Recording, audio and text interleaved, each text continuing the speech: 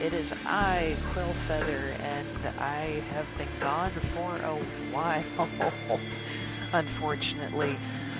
But despite life's difficulties, I am attempting to bring you all more content, and I have certainly been enjoying this Vampire the Masquerade game, and I wanted to get back to it. And I'm sure all of you were looking forward to seeing more of Eric's story. So, we were at our last rest. I don't entirely recall what happened before. I didn't have time to watch the previous stream to refresh myself, but let's go ahead and get to it.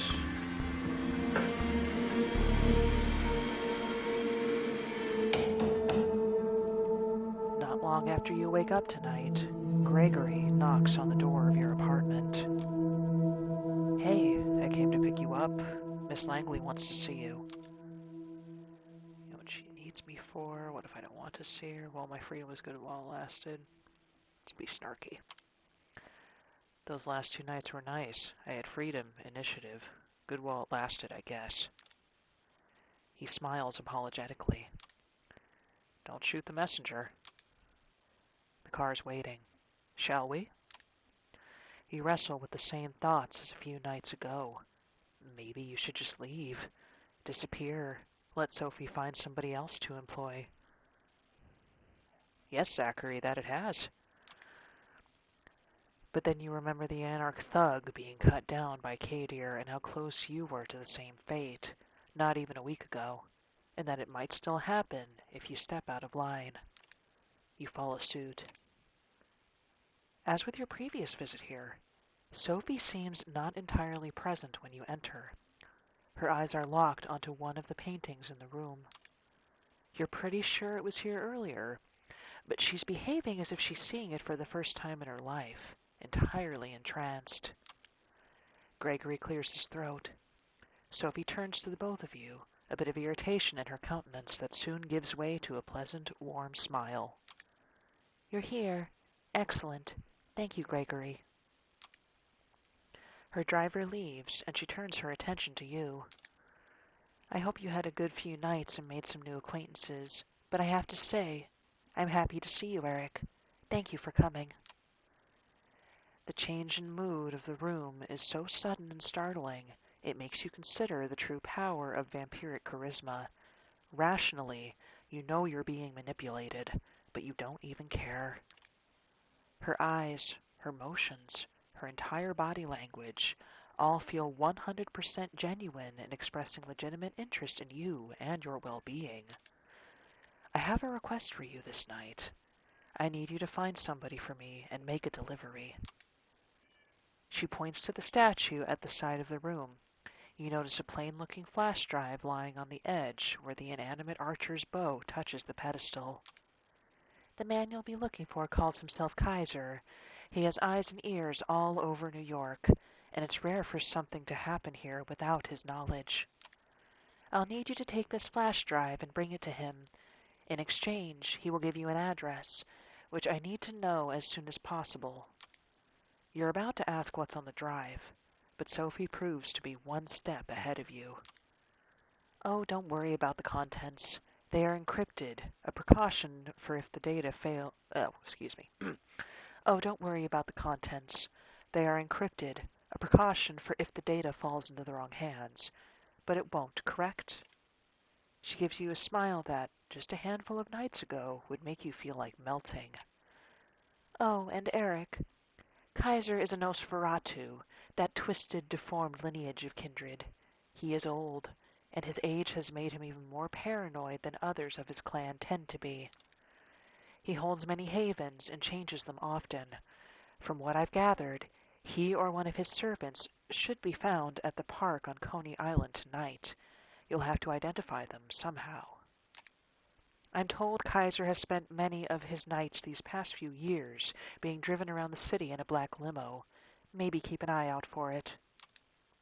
That smile again, but much shorter. Think more on Kaiser. Why do you need to trade with Kaiser? Why don't you look for Kaiser yourself? Alright, Zachary, if you're still watching, what do you think I should say?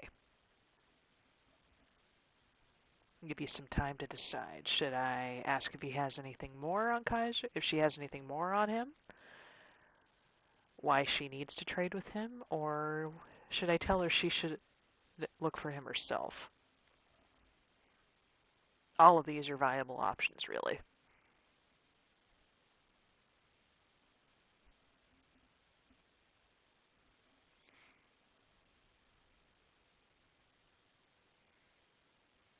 Personally, I'm kind of thinking getting some more information would be good. That's just me, though.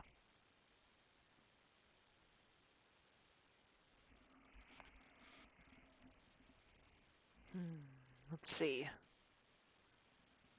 I think I'm gonna roll with why she doesn't do it herself. Sounds like something Eric would say. I'm not sure why you need me for this. Can't you look for Kaiser yourself, or send Gregory? First off, when you see his face, you'll understand. A sly smile creeps onto her lips. Secondly, I don't have time to play his games and look for his exact location. Last but not least, you will need to meet him at some point anyway. If you do it now, you'll provide your patron with a worthwhile service and appease that leprous grump with a worthwhile gift. Everybody wins, don't you think? She flashes one last smile at you and turns back to the painting, clearly done with the conversation. You pocket the flash drive and head out toward Coney Island. It takes you the better part of an hour to reach the lights and sounds of the Coney Island amusement park from the city. The drive is almost pleasant this time of night. Thank God for Belt Parkway. There are plenty of people here tonight, but nobody who stands out as a traveling purveyor of secrets. Then again, if they did stand out, it would be kind of pointless, right? Nothing to do but figure out the right approach. Ask around for Kaiser, search for signs of Kaiser. Feeding opportunity, ooh. Well, might be wise to feed.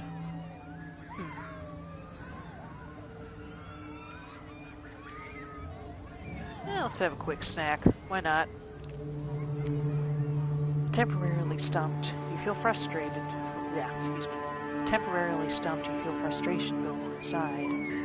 You've come to recognize what this is. Hunger, the beast calling to indulge your vice and lash out. It has to be silenced. You take a short walk away from the lights into one of the less frequented, poorly lit areas, and see if any options reveal themselves. One does.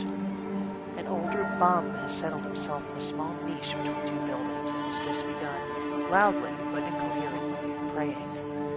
Hard to say who he's praying to, but he's entirely engrossed. Good for you. He barely sees you coming, and you bite down, trying to ignore the smell of unwashed body and soiled blanket underneath.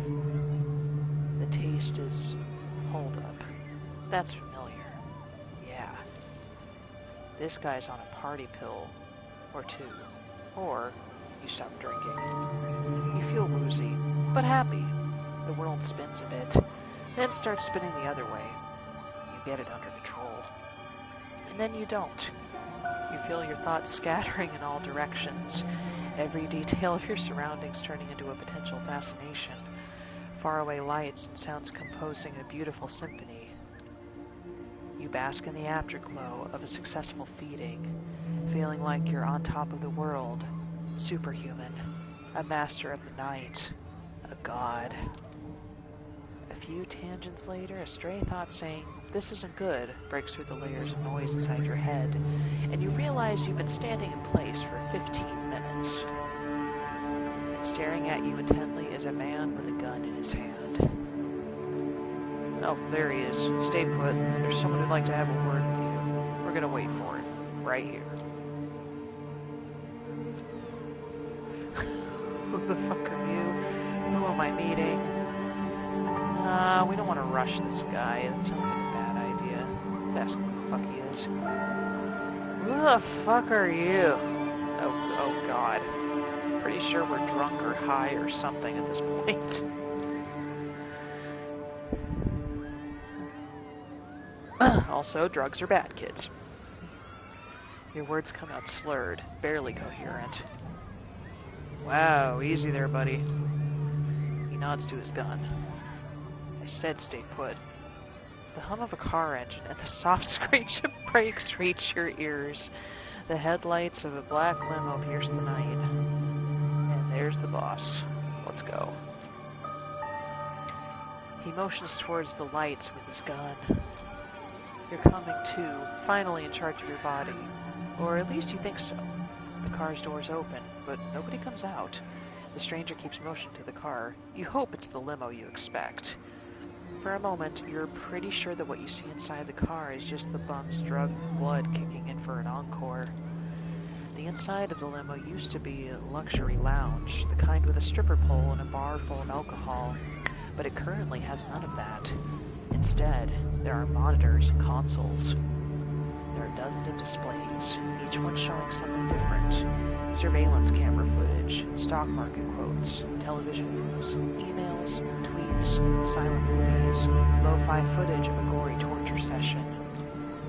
You wonder if the limo's owner can focus on anything while surrounded by all of this visual noise and then realize there's nobody there. Or is there? A man blinks into existence on a leather-covered couch, attempting to maintain something that approximates a regal presence. You're 100% sure it's Kaiser. Surrounded by dimly lit computer screens, his features are even more ghastly than you imagined. All sharp angles of twisted bone, mangled flesh, and crooked teeth. He bears them in an awful parody of a smile. Doors close behind you. So, the waste of good blood outside tells me Sophie Langley sent you, huh?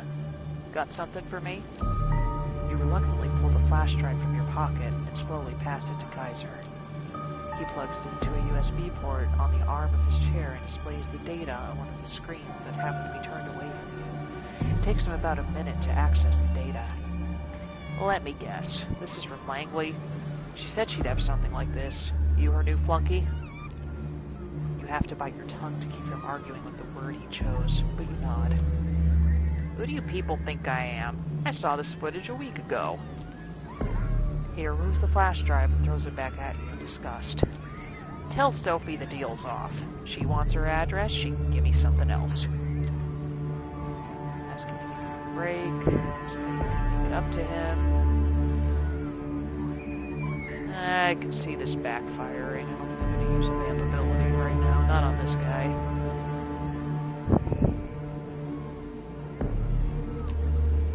Come on, give me a break.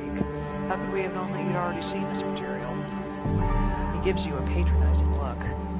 Kid, you're new here, so I'll pretend I didn't hear that. You want your address? You're going to have to work for it. I have just the idea. Yeah, something appropriate for an eager fledgling like yourself. More on that soon. Stay tuned. Now get the fuck out. You're pretty sure you're done here. You get out, close the door behind you, and the car immediately starts backing up. The opaque windows slide past you, and soon the limo is on its way. Kaiser's lackey is nowhere to be seen, so you make your way to your car and drive back, wondering what tomorrow brings. Alright, now we get to choose one.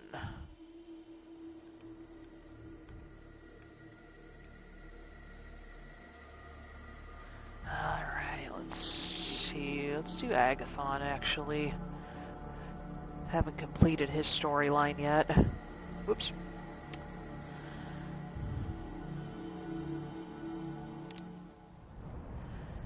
You arrive at the address given to you by Sophie.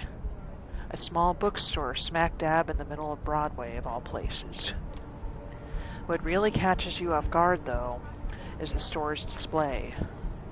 From what you've heard about the Tremere, they are infamous for their ties to the occult and the mystical.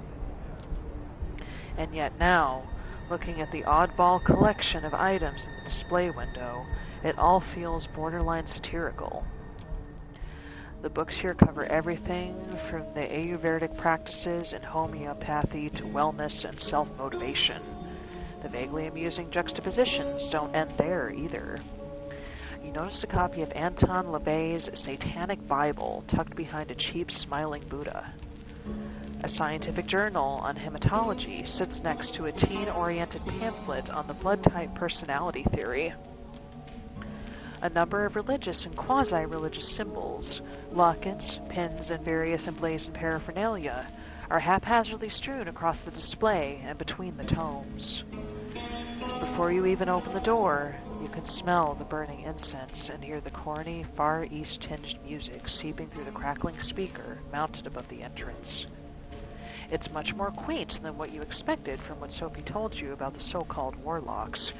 It doesn't look like they have much interest in impressing outsiders. Then again, if there's anything you've learned the past few nights, it's that appearances can be deceiving. At this time of night, the shop appears to be closed. Regardless, you ring the bell. You hear someone shuffling around inside. A brief moment later, the latch slides, and the door is pushed open just a few inches. A tired-looking blonde in loose clothes appears in the crack. She seems confused, like you just woke her up. She lets out a yawn, scratching at her tattooed neck. Finally, she squints in your general direction. Her pierced lip curves into an awkward smile. Is Agathon in? I'm here for occult advice. Got anything on vampires? I'll probably just be direct. I'm looking for a guy named Agathon. Is he around? The girl gives you a suspicious look over, but opens the door. She takes a few steps back, and you hear footsteps coming from behind a floral curtain that covers the back door. A bespectacled, smart-looking woman emerges and looks straight at you. Come in and follow me. Just don't touch anything, please. You follow her through the store. Inside, as expected, the stuffy air smells of sandalwood, frankincense, and a dozen other aromas. The woman leads you behind the curtain and through the back door onto a rickety staircase. A flight of steps takes you up to the second story. You instantly notice the change in decor as the tacky New Age bookstore gives way to something resembling a cross between a library and a workshop. The smell here is strong too, but much more layered. You're not sure what to make of it at first, but with each whiff, it becomes apparent. Blood. The aroma, though subtle at first, soon becomes overpowering. It takes you a moment to adapt and focus. I don't think you know who you're speaking with, so an introduction is in order. My name is Aisling Subbridge, and I am the High Regent of the Chantry of the Five Boroughs. You are Eric, correct?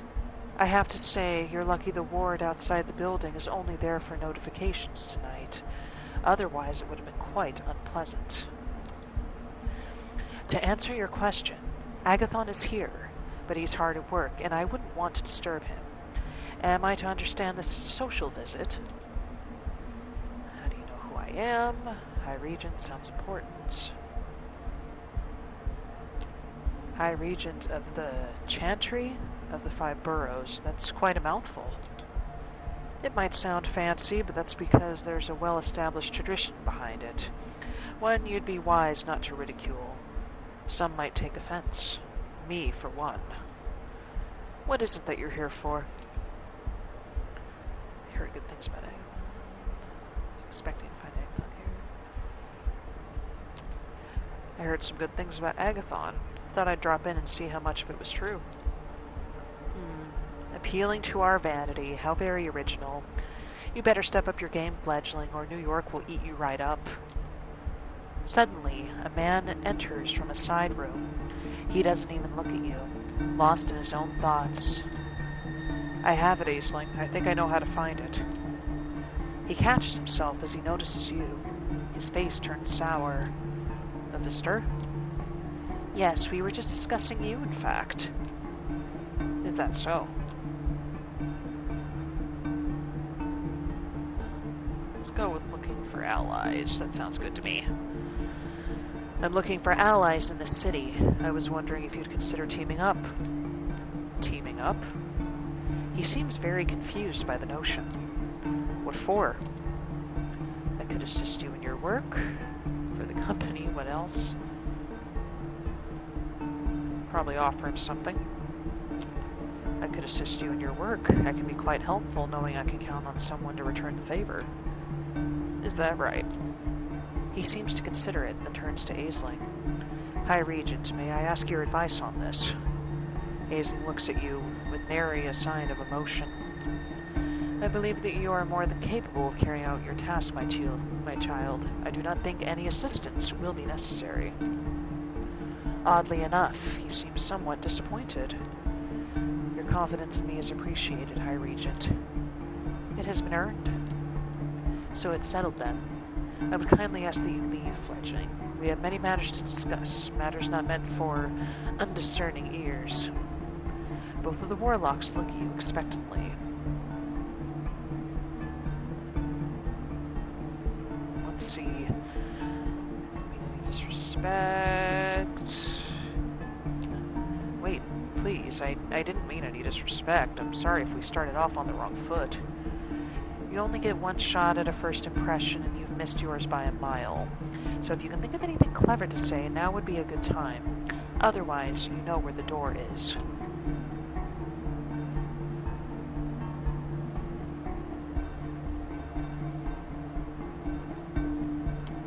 The thing is, I was hoping this could be more of a partnership. For now, it feels more like a job interview. We're not exactly on equal footing here. Aisling and Agathon both turn to you in a manner that almost looks choreographed. Their faces turn sour, and you can tell you've pushed their buttons. Oops. No, we're absolutely not. Who put that ridiculous notion into your head? Was it Langley? If so, she's more audacious than I thought. You come to us offering nothing of value and expect us to engage on equal terms? So naive. I have a feeling you'll find unlife to be a cruel teacher, fledgling. Alas, I don't think you will be learning anything from us. You look to Agathon with hope that his opinion will differ, but the stern look on his face doesn't bode well. Agreed, High Regent. We've wasted enough time tonight. Yes, I would ask that you leave. Definitely, this time. Seeing as you've missed your chance to change their minds, you leave them to their scheming. Oh, well, I guess Eric blew that one. Oops. Well, let's see what else we can do. You're walking down the street towards your haven.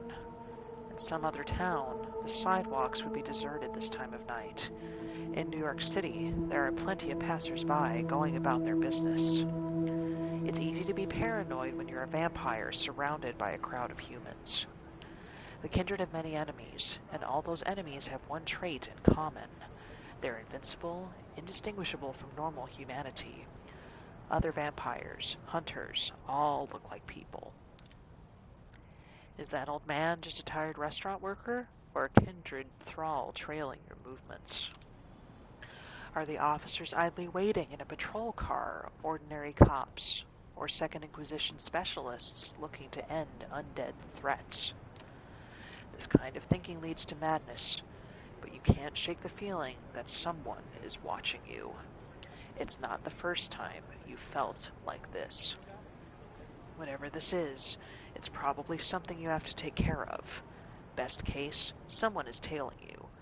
Worst case, you'll be attacked and killed. Unfortunately, being undead has its limitations. The sun is coming up soon, and you'll burn to a crisp if you stay on the streets. You reach your haven and settle in for the day, disconcerted by the idea that someone might know where you sleep.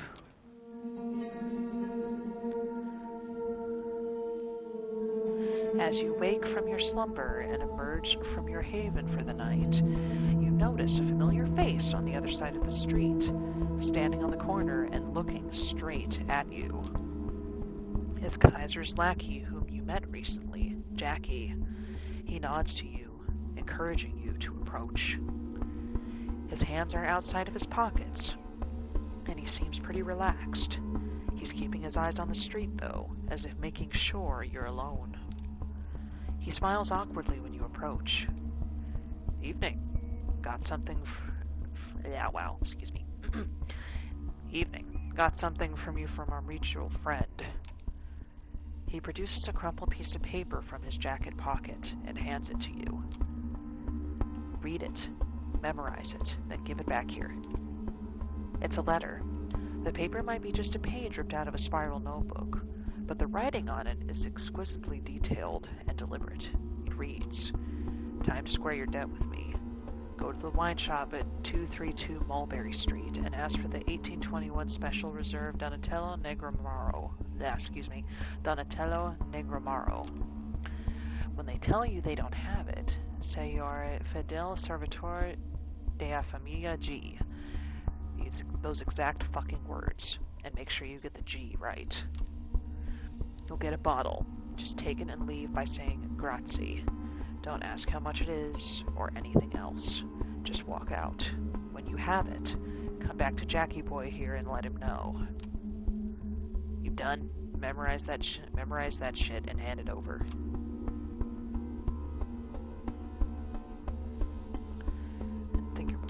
Didn't peg your boss for a letter kind of guy. Isn't electronic communication his whole shtick? Yeah, well, some things are better done the old-fashioned way. You about done with the letter? You note the phrases and address mentioned in the letter, then hand it back to Jackie.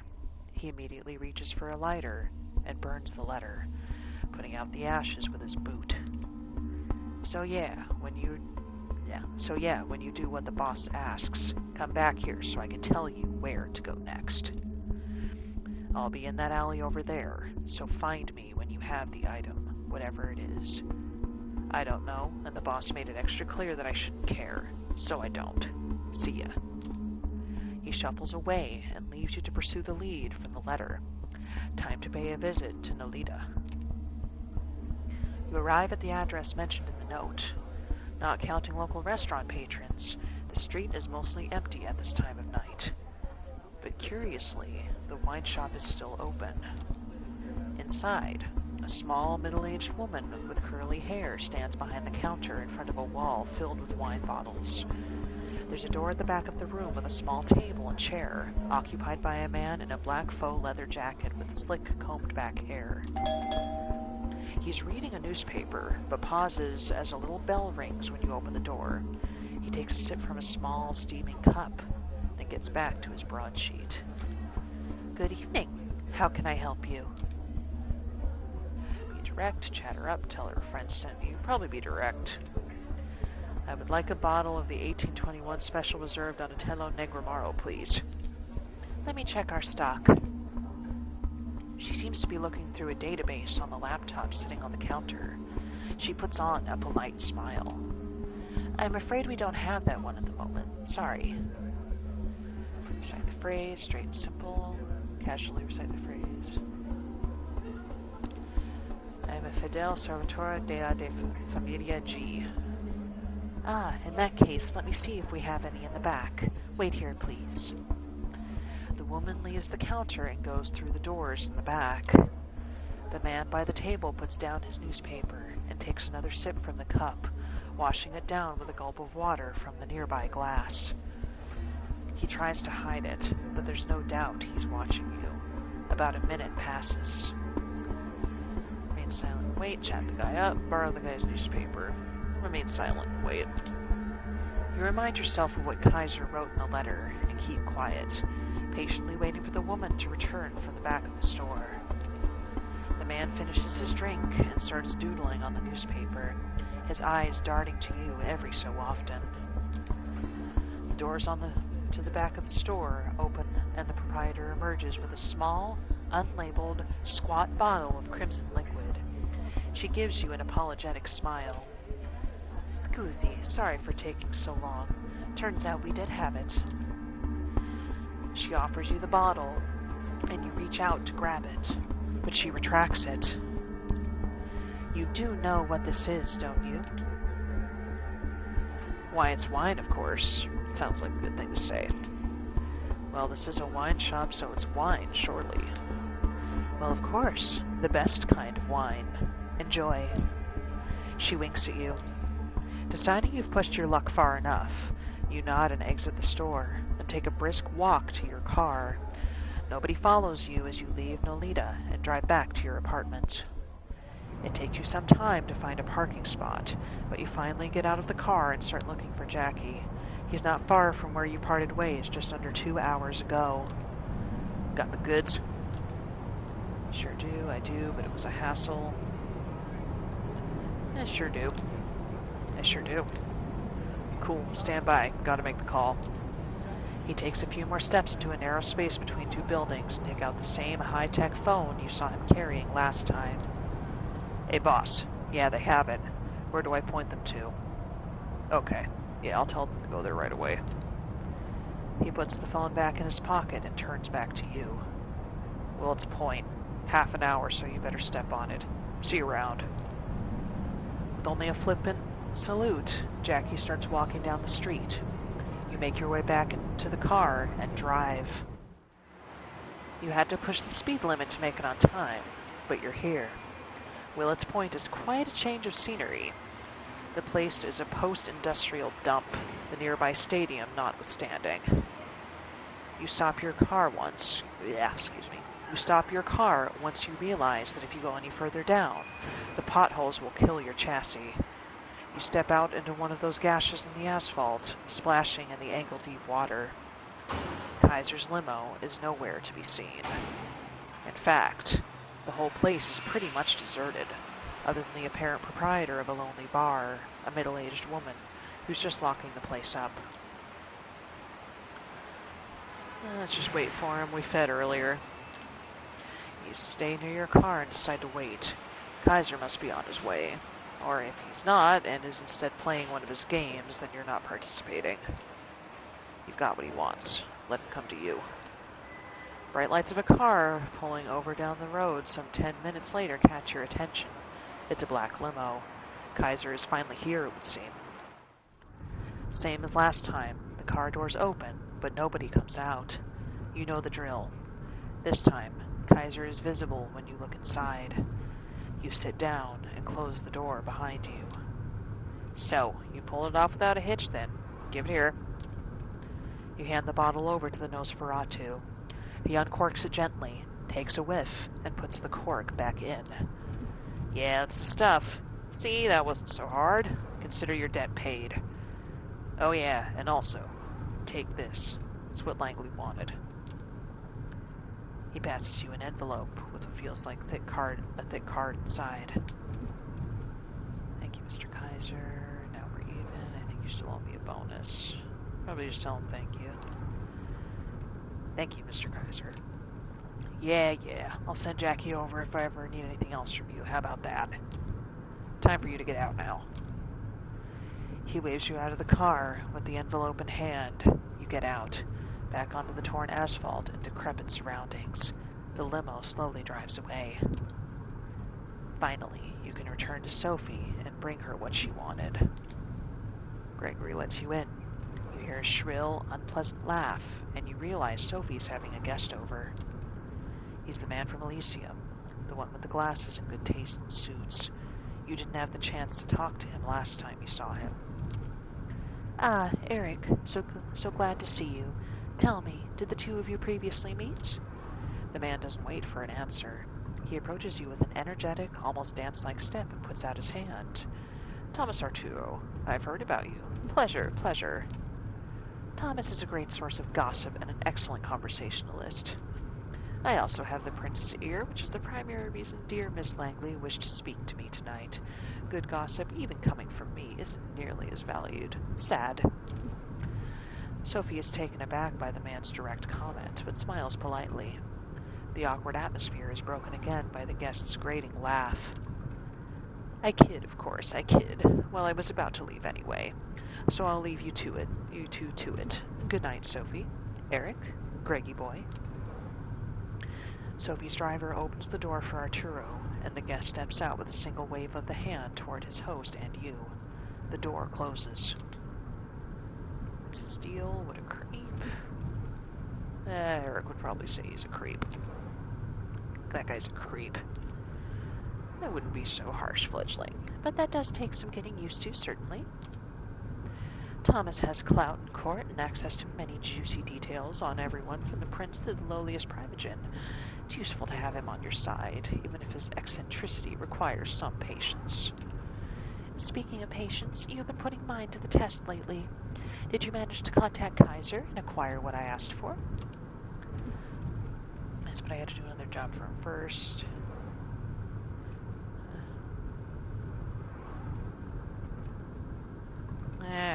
I can see this being helpful. Hey, that's unfair. I busted my ass to secure this card for you. Some more gratitude would be welcome. She retrieves the envelope from you. Oh, and what was so hard about trading one item for another, pray tell?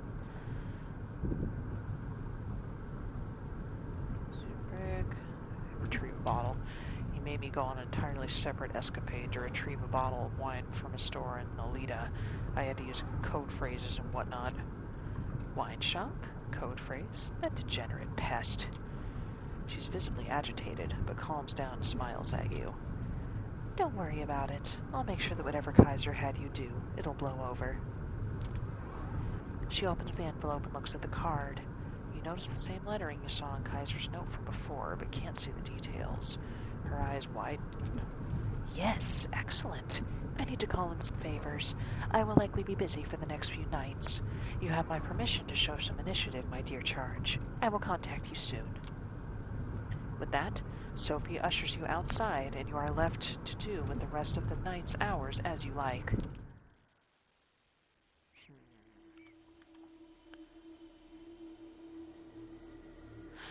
Let's follow Hope. I haven't completed her storyline. When you get to the internet cafe, Hope is already waiting out front. The sight catches you off guard. A part of you suspected that she might be more of a shut-in. My haven is my castle type. Perfect timing. We need to go for a ride. Get in, get in, get in. She doesn't wait for your response and jumps behind the wheel of a lavender vintage roadster instead. The engine starts roaring expectantly, causing everyone's heads to turn. Not wanting to attract needless attention, you quickly slip into the back seat of the car. The moment you shut the door behind you, the vehicle sets off, tires screeching. Sorry for not bringing you up to speed first, but hey, this is NYC. Everyone's always in a rush, and this is even more true when you're kindred. Now, allow me to take care of some business, and I'll be right with you. Even as she's zooming through traffic, she's still on her phone, of course. Nice car. Watch the road, please. Probably comment on the car. Nice car. How do you afford that? Thank you. The lavender really brings out its character, doesn't it? About affording things in the city, it's pretty hard. You gotta be at the top of your game at all times. Might as well explain my business plan to you while I'm at it. So, another extremely online malk based in New York goes by the name of dev/null told me to Google Ethereum a few years ago. That's how I got into Bitcoin. And I found a new religion. 23-year-olds selling visions of governments replaced by benign code and decentralized consensus. Masses ruled by algorithms just as the laws of physics. Idiot man-child investors trying to shape their realities through sheer fanatical zeal, and dedicated collectors of things as abstract as rare SHA-256 decryptions. Her driving style is far more aggressive and dangerous than you're comfortable with. Is it just you, or does she peek into the rearview mirror more often than she looks straight ahead? A hyper-speculative environment where nothing has real value, only abstract beliefs matter, and your life savings can be ruined by a single bullshit tweet. How could I refuse the allure? I started buying low and selling high on a variety of shady 24/7 exchanges that allowed me with 100 times leverage, as in they'd lend me 100 times the capital I could bet with. I got lucky at the beginning and kept the ball rolling, shortening and longing, impulsively, recklessly. I got to the point where I became too big to fail, and that's when I cashed out. The car comes to an abrupt halt. You bump up against the seat in front of you. Okay, this story will be continued later. We're here, right at our first stop. I'll need you to do me a favor. Let's go with what favor? Favor? What favor? Nothing too difficult. Literally a jump in, jump out kind of deal. See that weird guy in Yankees cap standing around the corner? Approach him, tell him you're a young, hot, petite ingenue. Take the phone he gives you and bring it here. Get going, honey. It's illegal to park here. You jump out of the car and approach the man Hope has pointed out. Not a lot you can tell about him based on his appearance, aside from the fact he seems pretty shady. The guy assumes a comically threatening pose as you approach him. The hell do you want? I'll probably just tell him the username. I'm hot, young, and petite ingenue. Oh, no offense, but I kinda expected a girl. I mean, no, yeah, my bad for assuming. Damn. Takes a phone out of his pocket and covertly passes it to you. Everything has been prepared and preloaded according to your instructions. Should take about 2 minutes to transfer the data. Now get out of here. The man walks away with an exaggerated hip-hop gait. You jump back into Hope's car. She immediately steps on the gas. You got the phone? You're the best. Pass it to me, please. She connects the two smartphones using a cable and begins some sort of data transfer. Looks like it's an identical model. After a minute or so, the process is complete. All right, goodbye, lovely. You've served me well. Hope opens the car window, grabs her old phone. You're not expert enough to recognize the exact model, but it definitely looks like it had a $800 price slapped on it, and tosses it out the window. Surprised, you look behind you and see a car in the opposite lane run over the abandoned device. Hope notices your quizzical look. I've been needing a lot of burner phones lately, and I'm not going to use some cheap piece of shit, so it's an pretty expensive necessity. Intersection. Red light. She takes advantage of the moment to shoot a driving selfie that strategically excludes her face and upload it to Instagram. You notice her handle there is Verse... Well, I can't even read that. Is Verse CE Beauty.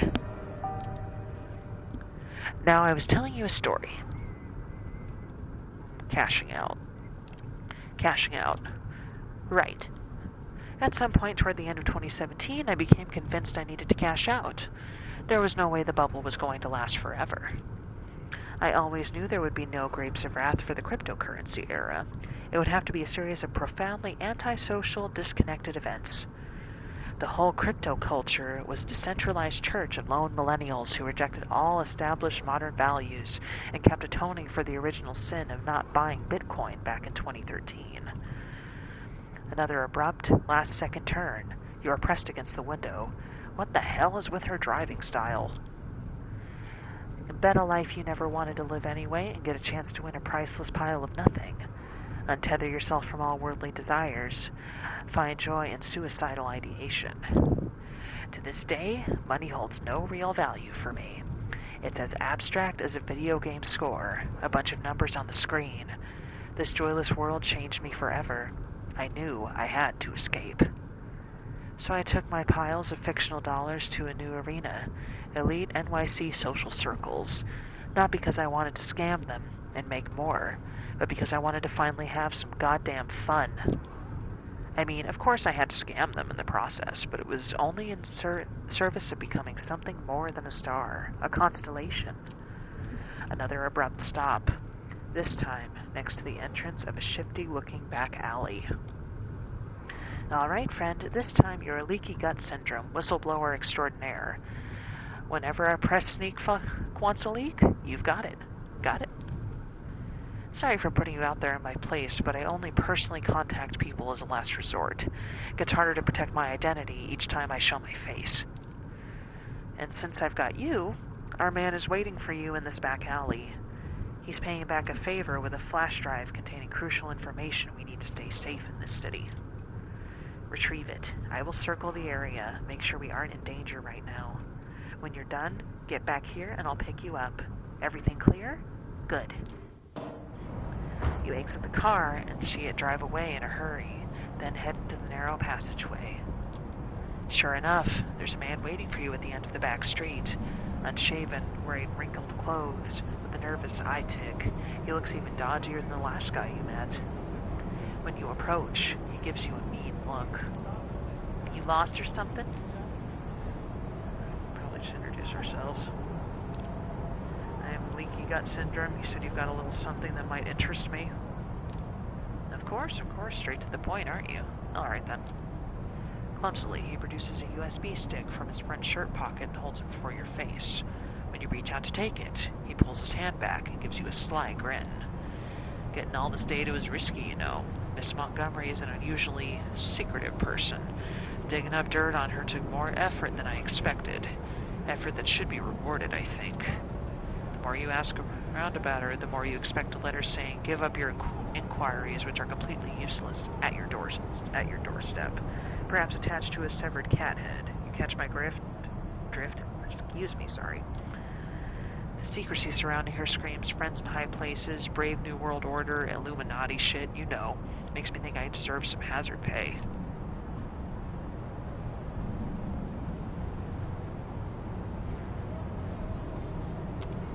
I ran a background check on you. You're not just some random schmuck off the street. No way you didn't know what you were walking into when you took on this job. And if you really didn't, I doubt you're the kind of journalist who can gather intel worth shit. You're bluffing the hell out of him, unsure if it's going to work. It does. The man spits on the ground angrily and raises his hands in surrender. Alright, I shouldn't have put you on the spot like that. My bad, okay? He extends the hand holding the flash drive toward you again. You take it. Oh yeah, one more thing. Not really sure what it's about, but one of my informants claims you might be interested in this. He reaches into his inner jacket pocket and presents you with something wholly unexpected. It's a bag of blood, labeled simply as ABRH. You take a closer look, but that doesn't answer any of the questions that just appeared in your mind. You peek into the journalist's cold blue eyes and see them twitch uncontrollably. Don't ask me. They said you'll know what to do with it, Leaky Gut. Come on, take it. We're not gonna eat him. Should refuse it. Seems weird. Keep it. I have no idea who that informant is, but they've been feeding you bullshit, buddy. Yeah, I don't think so. Another eye twitch and an awkward silence. You give the blood bag one last glance and leave the alley the way you came. Hope's car appears behind the corner just as you walk out onto the street. It doesn't even fully stop when you approach, but slows down just enough so that you can jump in. The moment you close the door, she leans into the gas pedal with her full strength, causing the engine to roar. Her driving style definitely doesn't reflect how laid back she seems as a person. We've got it? You throw the flash drive onto the seat next to her. Perfect. Any problems? How did the meeting go? You relate the entire back alley encounter to her. Toward the end of the story, you notice she's not staring at the road or her phone, but directly at your face. The realization startles you. You've got that bag of blood with you? Left it with him. Felt fishy somehow. Huh, anything particular about it? Nothing, just a label saying ABRH. She steps on the brakes. Fuck. I'm okay. She grabs the flash drive you've obtained and throws it out the window. Looks like that's her favorite method of taking care of problems. That bag was a message. AB negative used to be my blood type. It's the rarest one, found in less than 1% of the United States population. Glad you didn't drink it. Who knows what they've done to the bag. Some NYC vets can tell you wild stories about using irradiated blood to locate and kill other kindred. Seriously, glad I didn't drink from him. Better safe than sorry, yeah. Still, I wonder if they would have done anything to his blood. That would be some kind of 5-dimensional chess move. But yeah, this contact is compromised and I need to be cut off. Goodbye, my journalist frenemy, and goodbye, dear Leaky Gut Syndrome. You've both outlived your usefulness. After a brief period of hesitation, she deletes the whistleblower extraordinaire account and sighs. Another one bites the dust. I've got another story to finish. I was talking about Bitcoin and then... where did I stop? Constellation. Becoming a constellation. Oh, right. You know who saw the real face of the city? Anna Delvey. Ever heard of her? A Russian working-class girl, born as Anna Sorokin. She moved to New York in 2013 and convinced everyone that she was this insanely rich trust fund kid, a wealthy German heiress. Manhattan elites totally fell for it, and they bought it for years while she swindled them. She only got arrested in 2017 after stealing almost $300,000. Sorokin created her Delvey persona out of thin air, convinced everyone that she was going to set up an art fund, and kept tasting all of life's finest pleasures while being basically broke. She even made up a fake family financial advisor, then killed him off when he became a liability. And apparently, most of her rich victims never admitted to being scammed out of shame. By now, you're sure, the way she scrutinized her surroundings, her reckless driving, she's trying to escape somebody. Now Delvey's locked up with murderers and Rikers, writing her memoirs, apparently picking a lot of fights. Bless her heart, she'll forever be an inspiration. But I have more advantages than she ever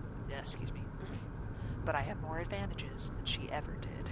I have my own considerable funds, and I can rely on many more made-up people than just some old-ass financial advisor. A whole bunch of fake content creators and influencers that every rich dumbass wants to get in touch with and collaborate. Makes it super easy to earn more money than I invest. You've seen it firsthand, both as a deceiver and the deceived. It's a city of illusions. Make non-existent money, come up with a fictional status, play nonsensical Camarilla games. And one day, you might just find yourself at the top. Alright, we're reaching our last stop. You look around. You're coming up on a parking garage. You're going to take an elevator to the 70th floor. Give the masked man you meet in front of the door this memory card. It contains an art house movie I've made. Art house movie? Like a vampire movie? What do you mean by art house? You've seen me rehearse in my haven. You know what I mean. You didn't think I was doing that just for show, did you? I found some filthy rich Manhattan pervs who will pay a fortune for a convincing vampire camp show. I don't need money, but their IT industry connections gave me an idea. When we give them this memory card, we'll gain access to tech that should allow us to take on my biggest enemy in the city. So your nickname this time is going to be... a crash. You are momentarily dazed and can't immediately understand what happened. The first thing you know for sure is, if you were still a normal human being, you'd be dead. You replay the last few seconds in your head. The other car appeared out of nowhere and crashed into Hope's vehicle at the maximum speed it was able to achieve in this closed-off space. The driver has already managed to kick open the mangled door next to him and stumbled out of his seat. Now he wordlessly approaches the trunk and takes a large caliber, silenced pistol out of it. He starts approaching the lavender wreck of Hope's car, obviously ready to finish the job that he started. You have to be fast and violent. It's you or him now. Attack the man, yeah. Your instincts take over. You don't come up with a strategy or an optimal route. You simply start running towards the gunman, yelling. For a split second, he's completely dumbfounded. Then he opens fire. The bullets put a brief stop in your sprint. You're engulfed in pain, your flesh and clothes being shredded to bits. But when his magazine runs out, you're still standing and determined to move forward. He tries to act as quickly as possible, but he can't reload his weapon before you get to him. A tackle, a primal scream, left punch, right punch, left punch, right punch. You return this cruelty tenfold to his face. When you're done, the head is barely recognizable as human. You stand above the gunman's body, trying to calm yourself and your killer instincts. That's when you hear her voice. Hope slithers out of her car and sees you standing over your assailant. You did pretty good. She approaches the body of the driver you killed and kicks it so she can take a better look at it. Upon seeing the front of the corpse, she lets out an annoyed grunt. Knew it would be this asshole. He's been following us all day, and I know just who he belongs to. Even before she's done talking, she's already trying to reach someone through a video call. Eventually, she succeeds. You see a nonchalant woman in business casual on her smartphone screen. Kara Montgomery, how may I help you?